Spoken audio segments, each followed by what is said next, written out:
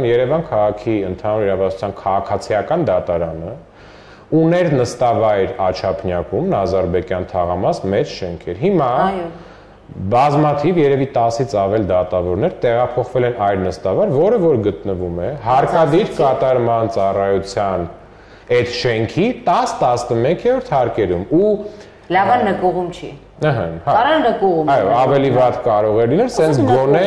ձեղնահարկում է, տանիքի տակ, այսինքն այն երկու Մանսարդը։ Այո, հարկադիր կատարման ծառայության այն երկու հարկերը, որոնք պետք չեն եկել երևի թե հատկացրել են ու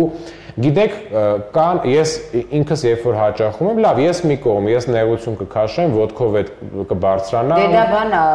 գոթայա։ Հա, այսինքն կարծես ինչ որ ուխտի ես գնում, շատ երկար պետքա ճգնելով գնաս։